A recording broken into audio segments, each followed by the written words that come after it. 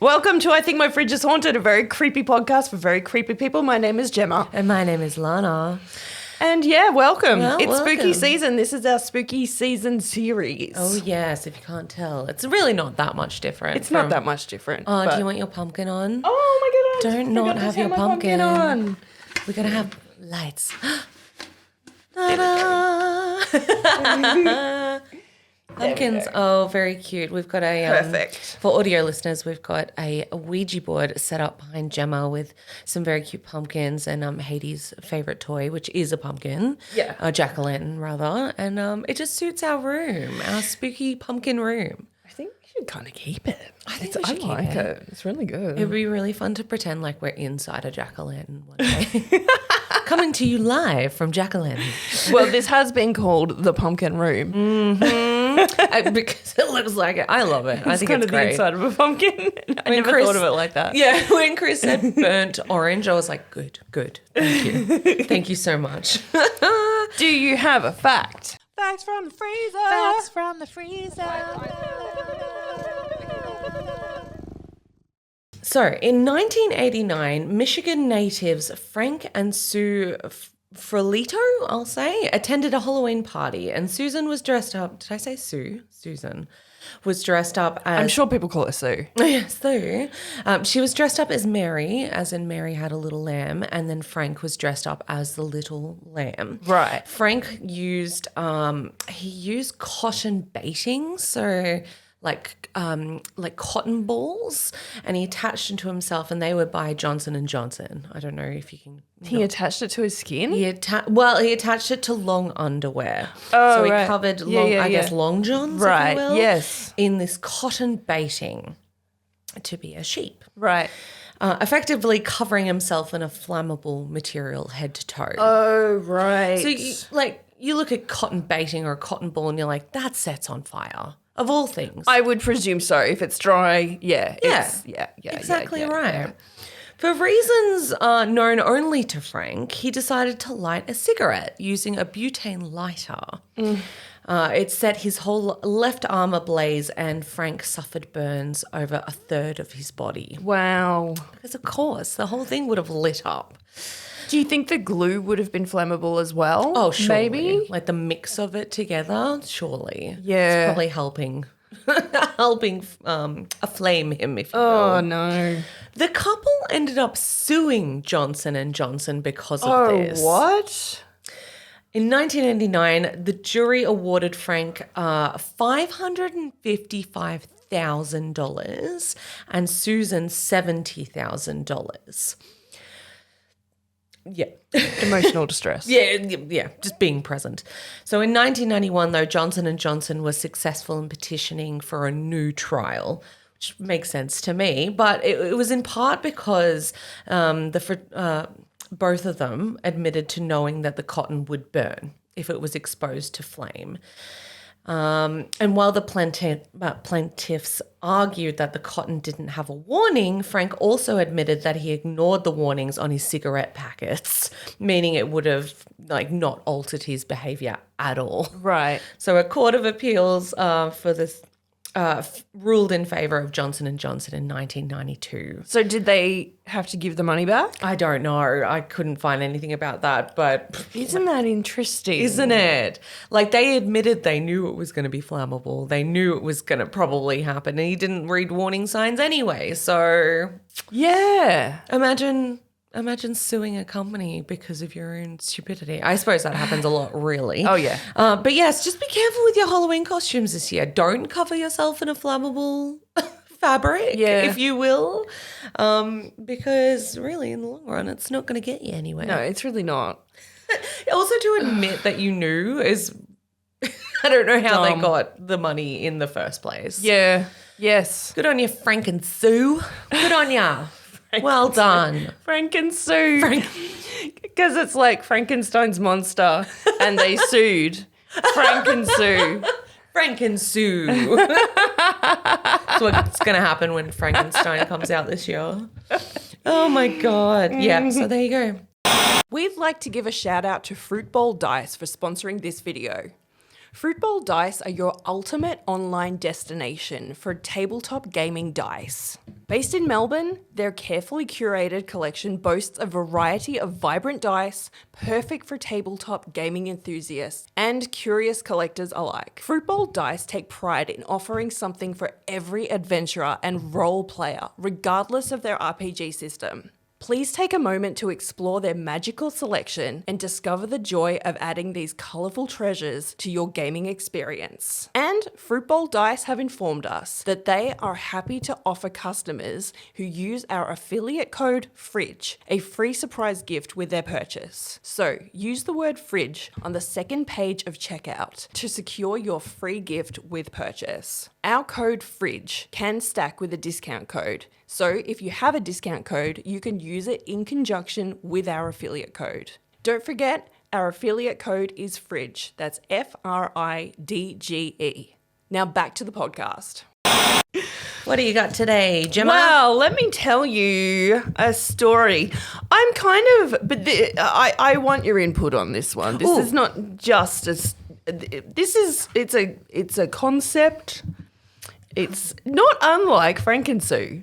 Oh, gosh, we're good at like linking out our facts. We've got that synergy to use a synergy to use a wanker term, which I love the wanker isms. This is. I'm interested in kind of like legal cases and why the outcomes were what they were and everything. And I want your opinion. Now, full disclosure, I have recorded this as a solo episode before. Okay. And I decided not to put it out. But I do want to put it out. Okay. And the reason I didn't want to put it out is because the outcome that happened in court was very, shall we say, polarizing for the families. Right. And I really want your opinion. Yeah. Because I'm on the fence. So this is just so odd. Just listen and we'll talk. So now I'm not sure if this lady's name is pronounced Ilkner or Ilknuth. Okay. So I have seen it pronounced on the news as Ilknuth. So I'm just going to go with that. Yeah. So when Ilknuth Chalishkan stabbed her husband in the heart on a camping trip, the public were left with nothing but questions. How could a woman from a seemingly good background carry out such a crime? Haven't we asked this a few times? There's literally no context there. But let me ask you another question. What if the perpetrator claimed they had no recollection of the crime that they had apparently committed because they'd been sleepwalking? Okay. I feel like this is not the first time this has happened. Okay, and another thing I need to tell you, this is going to be part of a series. Oh, great. Because there are so many instances of this. Isn't that crazy? Yeah, I've started a Friggy file. So in September of 2023, a couple drove out into the remote bushland of Mount Disappointment, which is north of Melbourne. So not too far from here, for what should have been a quiet camping trip. And not disappointing at all. No. But only one of them came back alive. This is the story of Sardar Chalishkan, a man who never returned from the forest, and his wife, Ilknuth Chalishkan, who claimed she had no memory of killing him. And not because she was on drugs and not because of any kind of trauma, it was because she was asleep. Allegedly. So let's go back a bit and find out who the Chalishkans are. So Sardar and Ilknuth Chalishkan were a married couple from Melbourne's northern suburbs, so right here in our state. They'd been together for over 25 years and were parents to 2 adult children. I also read that their marriage was an arranged marriage, but I can't find any news items to suggest that they had any kind of volatility within their relationship. I need to say here also that because of the nature of this case and what happened with the legal aspects of it, there isn't much out there about this case. And what is out there conflicts with other things out there. Yeah, that's like half our problem, isn't it? Researching most of these is often conflicting. There's not a lot to go on. And I do feel that a lot of the news articles are just copying other news articles. It's just the same news article with mixed up wording. There is an Instagram page called Justice for Serdar Chalishkan, or Justice for Serdar, which makes statements that suggest that the news items have been misreported. And I'll get back to that a little bit later. Okay. So by all outwards accounts, according to the media, the Chalishkans lived a nice suburban life in Craigieburn. They had a family heritage going back to Turkey, so they also had relatives overseas. Apparently, they had no criminal histories and there were no reports of abuse or chaos with the home. But then again, there were no reports to say that there were no, abusive times during the, there's nothing to say either way. Just because something was not reported doesn't mean it didn't happen. Yeah, and it doesn't mean the opposite either. Right. Yes. Serdar was aged 50 and he was described by family and friends as gentle and kind. Ilknuth, 47, was his wife and the mother to his children. There doesn't seem to be any evidence of instability, violence or tension between them in the media reports. So in September 2023, something went tragically wrong. And this is the part where we need to fill in the blanks. I don't think the blanks will ever be filled in for various reasons, but there's something we're not being told. Yes. Mr. and Mrs. Chalishkan had driven out to Mount Disappointment in regional Victoria, and it's about an hour from their home. And they're going camping. They're not just going camping on their own, they're going camping with friends. Oh, okay. So other people are around. Right. Allegedly. Media reports suggest that there were 3 or more couples in attendance at the camping spot. However, we do not know the specific names or identities of these friends or witnesses, and they have not been disclosed publicly. Weird. So, well, not that weird, I suppose, but like, no, none of them Yeah. at all? So there are well, it's so foggy. This case is so foggy. I can see the idea of wanting to keep as many details out of the press. Obviously, like looking at Aaron Patterson at the moment, it's like it gets very convoluted and everybody knows each other and everyone knows what's going on and who's involved. So I can get the point of trying to keep everything quiet or keeping names out of the media, but it's still a bit odd. It's really odd. Yeah. On the night of Saturday, 30th of September 2023, the group sets up a fire and were enjoying just camping. The mood is reportedly light with no tension to speak of. But by 11:30 p.m, that calm is tragically shattered. Emergency services apparently receive a call from a remote location near Clonbinane. And I'll explain to you later why I used the word apparently in the call. When police arrive, they find Serdar fatally stabbed inside a vehicle and his wounds are extensive. Paramedics try to save him, but it's too late. He's pronounced dead at the scene. When they find Ilknuth Chalishkan, his wife, she appears to be distressed and disoriented, according to reports. Okay. She's taken into custody at the scene and is charged with his murder. So the chain of events on the night is really unclear to me, but it looks like the police went to the place where the call was allegedly made, which was on a roadside a few kilometres away from the campsite. Oh. Presumably so whoever drove Serdar could get better phone reception. And Serdar was apparently in that car. Oh, okay, I see. Yeah. So they've tried to get him to...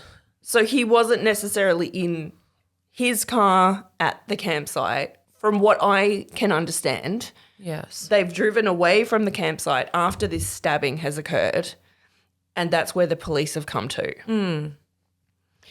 I would presume that police then went to the actual campsite on the night of the murder to trace back to the actual take the steps back. crime scene. Yes. Where Ilknuth was during all of this, I do not know. That is not known. Okay. So Interesting. I don't know if she was in the car with Serdar when the police found them at the side of the road after this alleged phone call was made. I don't know if she stayed at the campsite with other people. I don't know. But what we do know is that they arrest her, and almost immediately the story takes a very strange turn. Oh, okay. The following morning, she appears in court via video link, and she pleads not guilty to murdering her husband. That was really fast turnaround. Fast turnaround. Yeah. She tells police that she has no memory of killing her husband. She seems to think that at the time of her husband's death, she was asleep in the roof tent above their car or above their vehicle. Yes. And doctors thought there was some evidence to take this claim very seriously. Now, because this case never went to trial, media reports don't confirm whether investigators found the actual weapon used at the scene. Court documents referred to a knife attack, but no specific detail has been disclosed about where the weapon was located or recovered. Right. There's so much we don't know about this case. Yeah. Or, like, we don't even have, like, a proper crime scene. It's so weird. Well, that was my next question. So I was like, so wait, where did he come from when they took him in the car? Like, where did they, does anyone know? Like, I'm presuming in my mind they were at the campsite in a forest, yeah. campfire, probably a few tents and vehicles around the fire, something like that, maybe. Yeah. To even start, like, denying that you did it, it's like, what happened, though? Like, where did it happen? What do you mean that you didn't do it? What did you do? Like, there's so little details. So little details. So it seems that what took place went along the lines of the following. After going to bed, Mrs. Chalishkan began to sleepwalk. She climbed down the ladder from their car top tent Jesus. and walked to a table where she found a knife in the dark and proceeded to allegedly stab her husband in the heart. So she's made it down the stairs, across the camp, to a table, picked up a knife, and gone all the way back while she's sleeping. It's the climbing down the ladder for me. Yeah, no. I am a sleepwalker, rarely, but every now and then. I have a big spider phobia, and I'll every now and then get a nightmare about spiders. And I'll think they're in the bed with me. It's very vivid. But I will get up out of bed and down the hallway before I'm awake, essentially.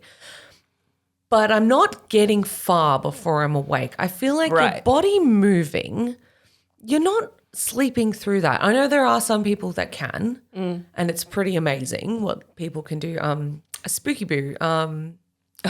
Selena, yeah, her sleepwalking videos are hilarious, whether they're real or not, but it's pretty insane. But I just feel like the movement of the coordination needed, like, I don't know. I'm not believing it already. Yeah, yeah. I haven't, to my knowledge, sleepwalked for a long time. I used to be. To my knowledge. But I do remember just waking up and being like in the kitchen and going, Where am I? I just walked down the hall and I didn't know. Yeah. I mean, getting down your stairs would be pretty impressive, sleepwalking. I don't think I've ever sleepwalked in this. No, yeah, I would have fallen down the stairs. Probably. You'd think. You'd think so. You'd think. Yeah. Wouldn't you think? Can you believe it? Anyway. So that seems to be the vague idea of how it went. Okay, sure. Possibly. Maybe something completely different happened. I mean, the witnesses aren't talking. So That's, yeah. Furthermore, we don't know the state that Ilknuth was physically found in, whether she was covered in blood, whether there was evidence of a struggle, whether there were raised voices, whether there was an argument before they went to bed. Who Who knows? Yeah, stabbing's not like a clean thing to do. You'd think there'd be some kind of evidence that it's happened. Right. What we do know is that over the next few months, her legal team fights to prove that she may have been suffering from parasomnia, which is a rare sleep disorder that causes complex behaviors during sleep, such as sleepwalking, with no awareness or control to the person. Okay. During my research, I found that in rare instances, sufferers of this condition have been known to carry out violent crimes during episodes of parasomnia. Right. 7 long months after Serdar's death, in April 2024, Ilknooth Chalishkan is granted temporary bail. And the reason for this is that so she can be sent to Sydney to undergo a specialised sleep study. Okay. Doctors monitor her, looking for evidence of dissociative states, sleep-induced behaviours, anything to explain how a devoted wife might kill her husband without knowing. And Ilknooth was indeed diagnosed with parasomnia. Oh. Okay, because what I was thinking, I was like, that's a pretty big step after lying is to go get tested and things like that. You'd probably be denying it, but she actually did get diagnosed. She did. So I guess you can't argue with the science. If the science is there. I guess. And I suppose it's people, like a specialist, if you will. Right. Confirms it. Okay. In which case, you'd think you'd be like, werewolf rules, lock me up. Yeah. Put me away. You know, Moon Knight. Attach something to my leg. Like. Right. Keep me away from everybody else. Just unlock me in the morning. Yeah. Werewolf rules. That's true, isn't it? Yeah. It's the closest we've got. Basically. In the following year, in February 2025, the prosecution does something that may have shocked a lot of people. They formally drop the murder charge against Ilknooth Chalishkan. This is a hard one, isn't it? It's really hard. I don't know what she to still think. Did it? How do you? I don't know. That's it. She did still do it.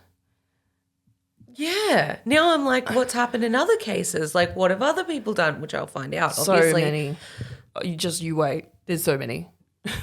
Like, it can't surely be out of nowhere. Like, was it parasocial insomnia? Is that what Parasomnia. Parasomnia. Too many words. Is it known to be a violent, neurological? Okay. Yeah. Okay. Interesting. But I don't know how I feel about that. Me neither. Yeah. It's a really hard one. That is hard. So medical experts from the sides of both the prosecution and the defence agreed that they couldn't prove Ilknooth acted intentionally or even consciously on the night of Serdar's death.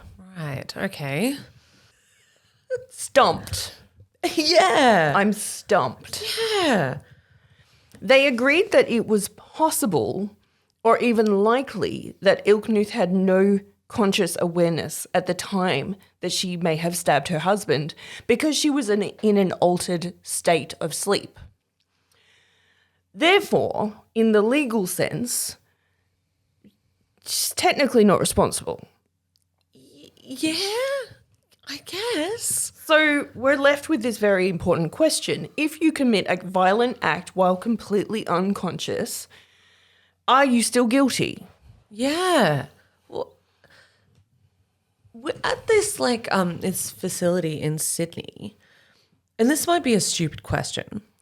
Can people prove that someone's actually asleep?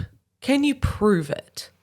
Yeah, I believe. I guess you can, I right? believe so. Because you go into the REM sleep state Right. and the way you're breathing. Brain waves. The brain waves and everything. Because that's the part that's getting me. I'm like, how can Can't you prove? fake brain waves, right? Yeah, I think not. I don't think so. Like, surely.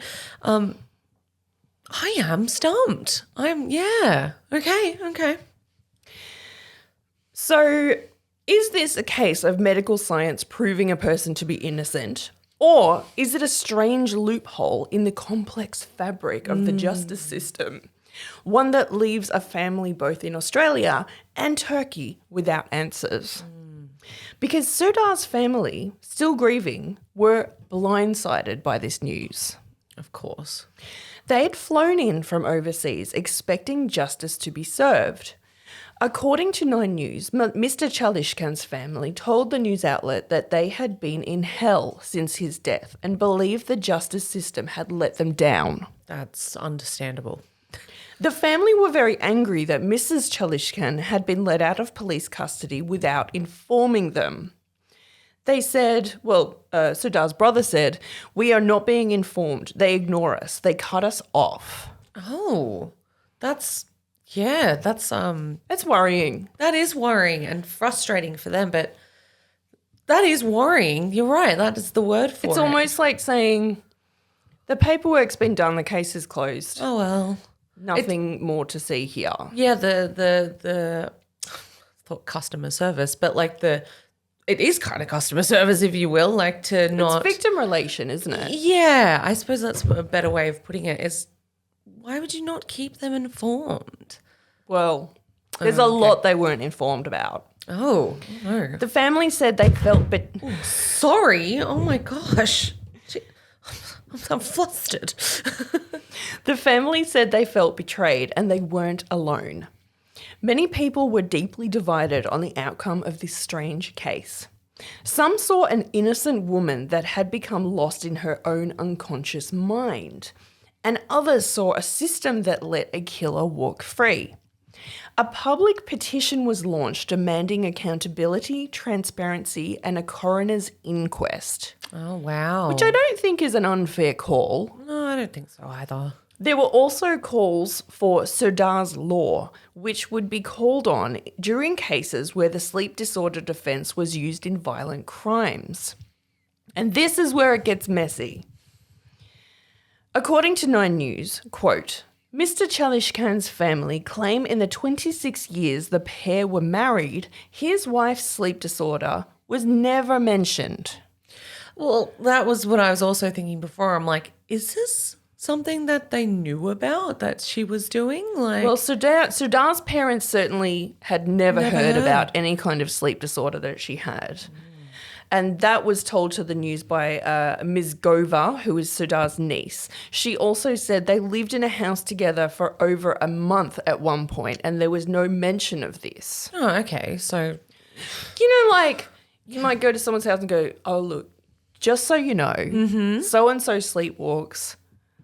don't be alarmed. If she does walk past you and you're watching TV or something like that, just turn her around, lead her back to the bedroom. Yeah, exactly. Or just let me know and I'll figure it Right, out. Like, right. just so you know. None of that. None of that. Okay. And I really think that there would be signs.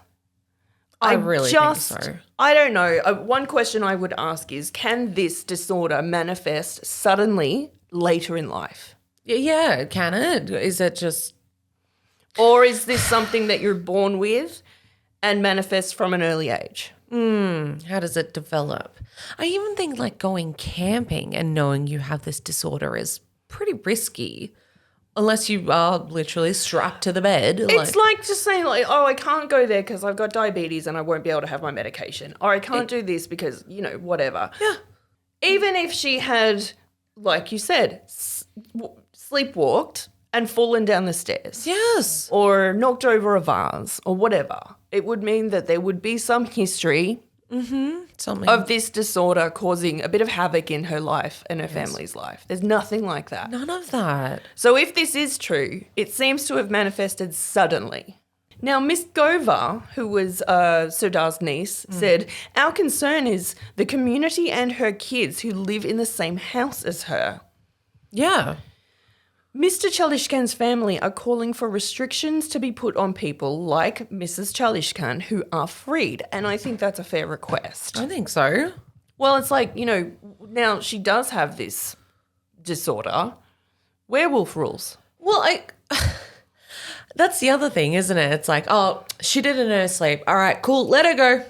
Let it go. It's like, wait, hang on. You'd want to be safe-proofing your bedroom. You'd want maybe some soft walls. Yeah. Who knows? Soft corners. Like, Not a lot of things that you can... no rugs, no nothing. Like, you'd want it pretty bare bones. I mean, what if you woke up and tried to cause harm to yourself? Exactly.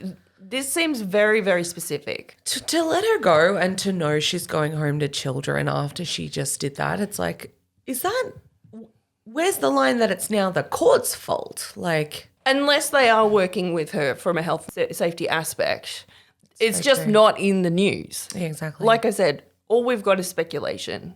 But the Office of Public Prosecutions told Nine News that the decision to drop a murder charge was not done lightly. no. You'd hope not. Quote, after carefully reviewing the opinions of several experts, it was determined that the elements of murder could not be made out beyond reasonable doubt, the OPP said in a statement. Yeah, that's the one. Furthermore, Sardar's family claim that they were kept from many aspects of the crime. On their Instagram page, Justice for Sardar Chalishkan, a post states that, quote, Sardar Chalishkan was stabbed on 30th of September 2023. There were people around. No 000 call was made. He was driven 20 kilometres bleeding and died in a car. His family was never told what happened. Still, no one will tell them how he died. All we want is his last moments, the truth. This is not justice. It's silence. And they're right. 20 kilometres. It's at least a good half an hour, 40 minutes. Like, 20 kilometres. Now, the roads out there tend to be 100 Ks. true, actually, true. So looking at it If like the weather a was fine. Swift 20, if you will. Yeah, I reckon they could do it in maybe 15, 20 minutes. But wouldn't you like whoever Regardless. like someone's driving, he's in the back, someone's like just rapid calling 000. That's what should have been going on, or I imagine. Well, for whatever reason, the family believe that no 000 call was made. Right. So that says to me they're kind of placing blame on whoever was with Sardar. Yeah, that's true as well. Well, they did mention there are witnesses, but where are they? And if no 000 call was made, how did the police get to them? Were they just patrolling that area? Yeah. Did someone see them on the side of the road and we're like, that person needs help? Or like, There's so much. There's no timeline. no, There's not nothing. at all. And it shouldn't be that hard to Give the direct family answers. Well, exactly. It doesn't matter about us. It's the family. Imagine like people like, oh, I'm so sorry for your loss. What happened? Yeah. We don't know. Oh, I don't know. He went on a camping trip and got stabbed. And then died on the side of Oh, the road. has anyone been held accountable? No. Well, what happened? We don't know. Yeah. How horrific. I'm also guessing that whomever drove Sardar to that location to get him help has some kind of obligation to not talk about the case, whether they've been told to keep their mouth shut or they just want to put this horrible event behind them and trust the court's opinion or trust the court's decision. Yeah. Or whether they've been told to do that. Like that. Yeah, have they been recommended. told? I mean, I wouldn't be rushing out to speak to media. No, I don't think so. Oh, yes, I was the driver. Why are the family going online and saying they don't know what happened? If those you'd think that those witnesses would call the family and say, look, I was there. I'm so sorry for your loss. I mean, again, maybe This they is were what told happened. not to. But why? Like, what was the reason? I just, yeah. What? Now, there's also another Instagram page called Justice for Sardar, and it's Justice number 4 Sardar. And in the bio it says, help us demand justice and accountability to be placed upon sleep disorders to be used as an excuse to beat violent crimes. One of their posts reads, quote, you can't blame sleepwalking after choosing to drink alcohol and lose control. Alcohol is a choice. So are the actions that follow. Okay. So it seems to me that the family believes that either the sleepwalking excuse is nonsense and she simply got drunk and violent, or that if the sleepwalking condition does exist, that she needs to be put under some kind of restrictions to protect others. I think that's perfectly reasonable. Who's to say she won't be violent again? It's just coming out of nowhere for me. I'm like, I don't know about that. So many unanswered questions. Mm-hmm. Do you see why I was hesitant about releasing this? Yeah, I do. Totally. There's not much to go on. No, it's like a vague story. We know the outcome, but it's because there's no history of it for me. I think that there's no history of it through her life. People that knew about it, her family, people that stayed with her, no one knew about it. It didn't seemingly affect her at all until this moment. And it's like, oh, now suddenly it's conveniently, it was this. I've suffered with this.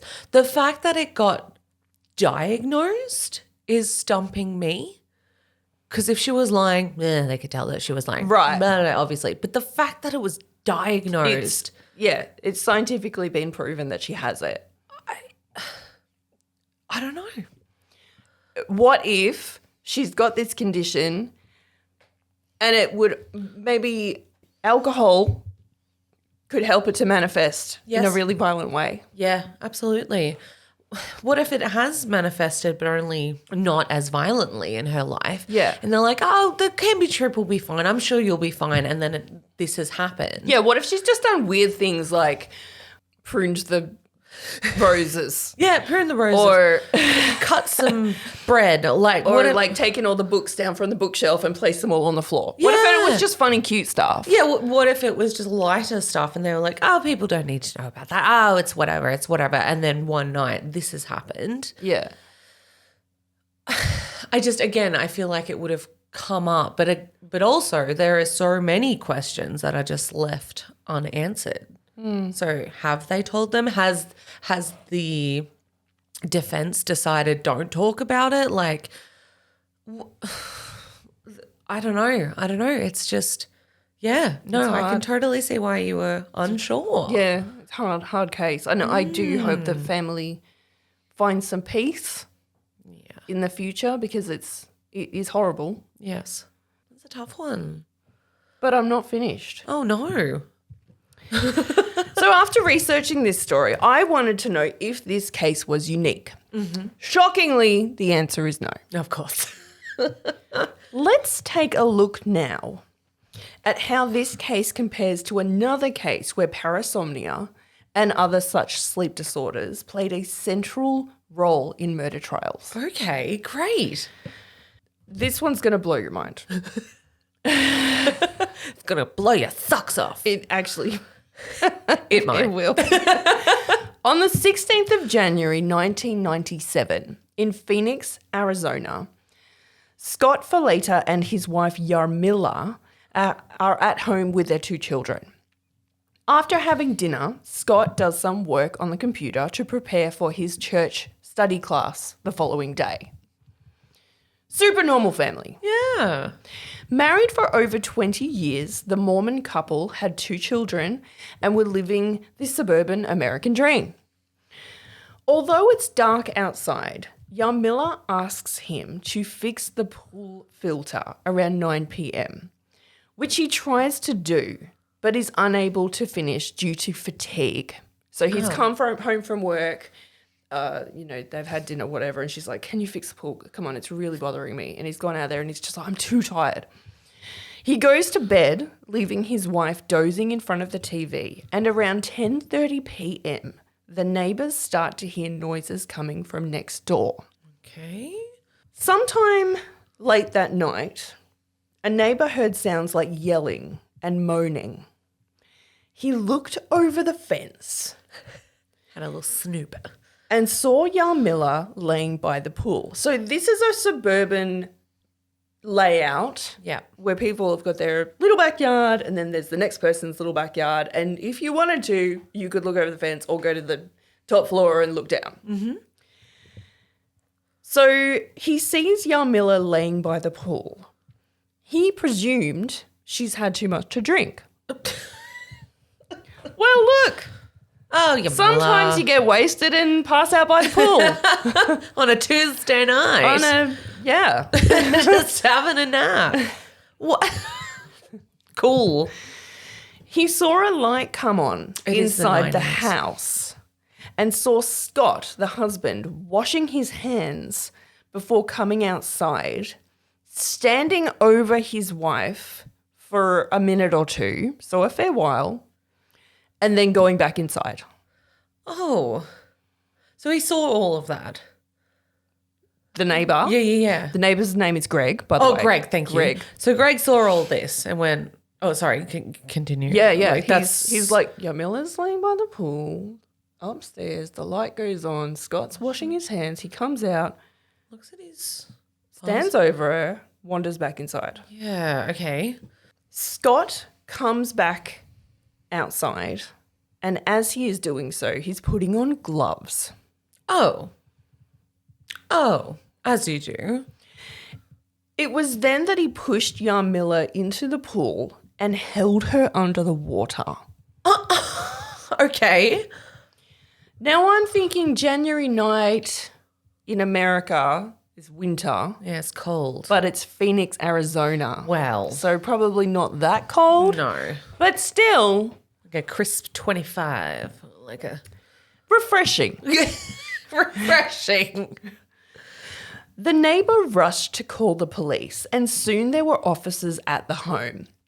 The police go straight into the backyard, and though they were able to pull Yarmila's body from the pool, it was too late.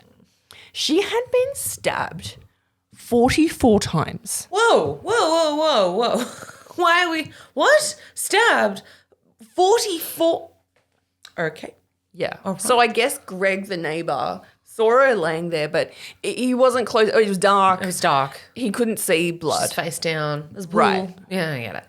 It was so brutal that one police officer likened the scene to a shark attack.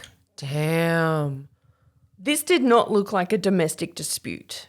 It looked like a feeding frenzy had taken place in the swimming pool. Yep. Okay. So it's horror movie stuff. Yeah. And standing inside the house, in pajamas, was her husband, Scott. He was calm, but confused, and appeared to be clueless as to why the police were there. One of the police officers described him as wearing a crisp white t-shirt and red flannel pajama pants. Right. They promptly handcuff him. So this is him when he's been Oh, wow. detained. That is a crisp white shirt. very white. He Those looks, are red flannel pajamas, and he looks pissed. he looks pissed. He looks bored. He looks... Tired. I mean, not the crime scene, but that's That's the the swimming pool. area. Yeah. So I'm guessing Greg was probably popping his head over here, maybe, or the other side. Yeah. They promptly handcuff him, but he has blood on his skin behind his ear, which he denies any knowledge of. Right. There's no blood on his clothes, as we saw, just his neck. And what does this suggest? Well, the splattered blood, and then he's got changed. Right. You He's think? changed his clothes and he's washed himself. Yeah. I mean, you saw him washing his hands. Maybe he had a shower. But he's just Missed missed this little bit behind his ear. You gotta wash behind your ears, guys. Well. Gotta get rid of the evidence. So he's just got this smear of blood behind his ear, which they photograph at the police station. Remarkably, their 2 children remained asleep in the house through all of this, thankfully unharmed.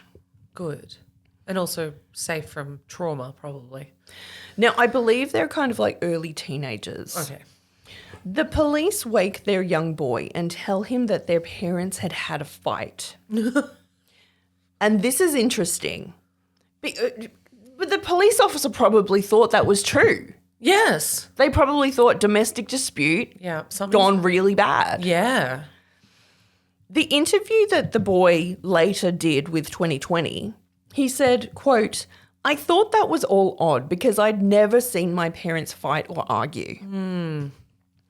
Their father, Scott, is taken to the police station to be interrogated, and the police ask him why he has a Band-Aid, to which he replies, "I don't remember putting that on." During the hours after the incident, he just seems confused and doesn't seem to know why he's there.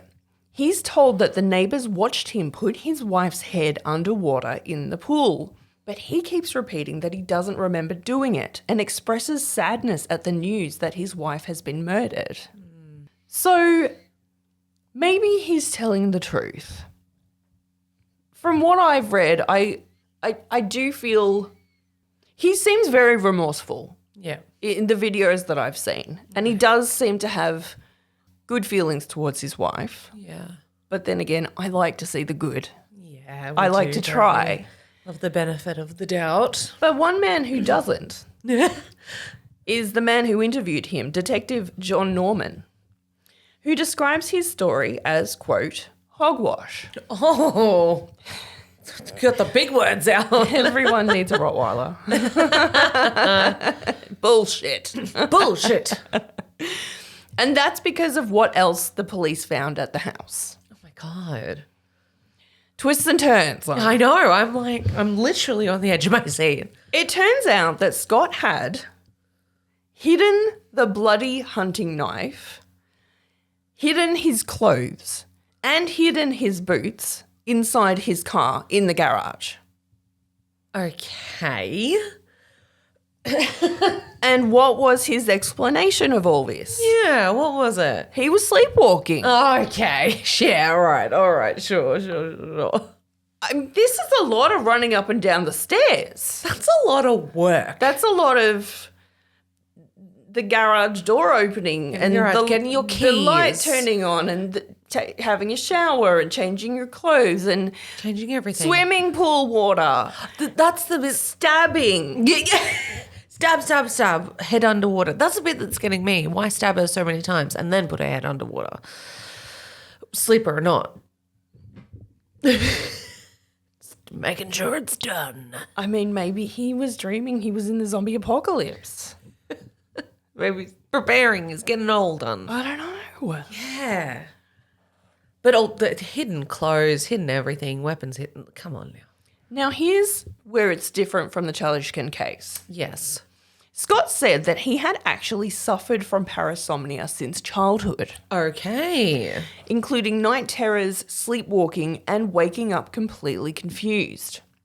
To add to this, in the weeks leading up to the attack on his wife, he said that he had been under intense stress at work and as a result was sleep deprived. In addition, he had been taking medication for a dog bite that had become infected. What? What a weird tidbit. Just don't pet chihuahuas. Yeah.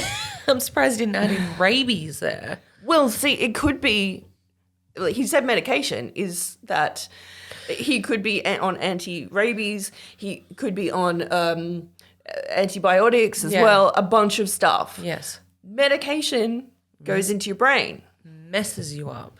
Like with the case of Mrs. Chalishkin, sleep experts were brought in.